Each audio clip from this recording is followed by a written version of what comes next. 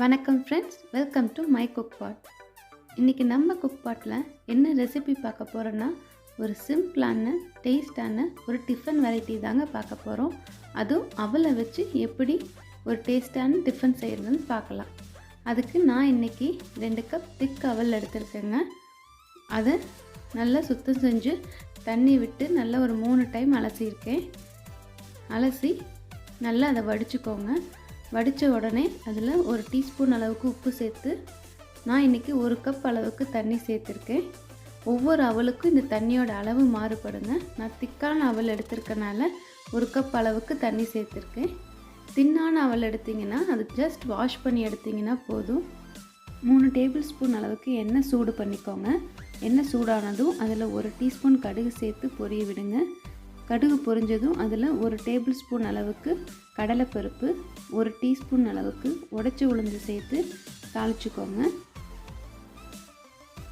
அதோட உங்களுக்கு விருப்பமான அளவுக்கு முந்திரி சேர்த்து தாளிச்சுக்கோங்க. 2 டேபிள் ஸ்பூன் அளவுக்கு வறுத்த நிலக்கடலை சேர்த்துருக்கேங்க. இந்த மாதிரி சேர்க்கும்போது குழந்தைங்க விரும்பி சாப்பிடுவாங்க. காரத்துக்கு 3 பச்சை மிளகா, 2 வரமிளகா சேர்த்து தாளிச்சுக்கோங்க. பச்சை மிளகாயை பொடி பொடியாக கட் பண்ணி சேர்த்துக்கலாம். அதோட 1 டீஸ்பூன் அளவுக்கு துருவன இஞ்சி சேர்த்து நல்லா அதை வறுத்துக்கோங்க. இஞ்சி வறுபட்டதும் அதில் கருவேப்பிலை சேர்த்து நல்லா வறுத்துக்கோங்க. அதோட 2 மீடியம் சைஸ் வெங்காயத்தை கட் பண்ணி சேர்த்து நல்லா அதை வதக்கி விடுங்க. வெங்காயம் சட்டுன்னு வேகிறதுக்கு அதோட கொஞ்சமாக உப்பு சேர்த்து நல்லா வதக்கி விடுங்க. வெங்காயம் சீக்கிரம் வதங்கிடும்.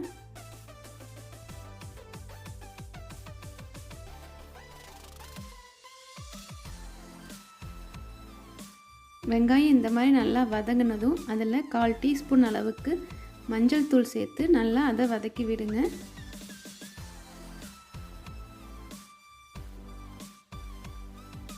அதோட 3 டேபிள் ஸ்பூன் அளவுக்கு துருவன தேங்காய் சேர்த்துக்கோங்க.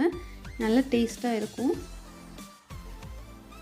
ஊற வச்சுருந்த அவல் நல்லா ஊறிடுச்சுங்க. தண்ணியெல்லாம் இழுத்துருச்சு. இப்போ இந்த அவல் நல்லா சாஃப்டாக இருக்குது. இதை நம்ம இப்போ தாளித்த மசாலாவோடு சேர்த்து கலந்துக்கலாம். நான் எடுத்திருந்த அவல் ரொம்ப கெட்டியான அவலுங்க. அதனால் ஒரு 20 நிமிஷம் பக்கம் இதை ஊற வச்சுருந்தேன். அவலை ரொம்ப நேரம் தண்ணியில் ஊற வச்சிடாதீங்க. அவல் நல்லா ஊறிச்சான்னு பார்க்குறதுக்கு கொஞ்சமாக அவல் எடுத்து கையில் நசுக்கி பாருங்கள். அது நல்லா சாஃப்டாக இருந்துச்சுன்னா தண்ணியை வடித்து அதை அப்படியே விட்டுருங்க. உப்பு சரி பார்த்துக்கோங்க. உப்பு பத்தலைன்னா கூட கொஞ்சம் உப்பு சேர்த்து நல்லா இதை கலந்து விட்டுக்கோங்க. ஒரு 5 நிமிஷம் குறைவான தீயில நல்லா இதை வதக்கி விடுங்க. நல்லா அது வேகட்டும் மசாலாவோடு சேர்த்து.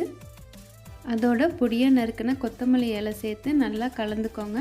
நல்லா கலந்து விட்ட பிறகு ஸ்டவ் ஆஃப் பண்ணிடுங்க. அவ்வளோதாங்க, டேஸ்டான அவல் உப்புமா ரெடிங்க. உங்களுக்கு இந்த ரெசிபி பிடிச்சிருந்தா மறக்காமல் சப்ஸ்கிரைப் பண்ணுங்கள், லைக் பண்ணுங்கள், ஷேர் பண்ணுங்கள். Thank you friends.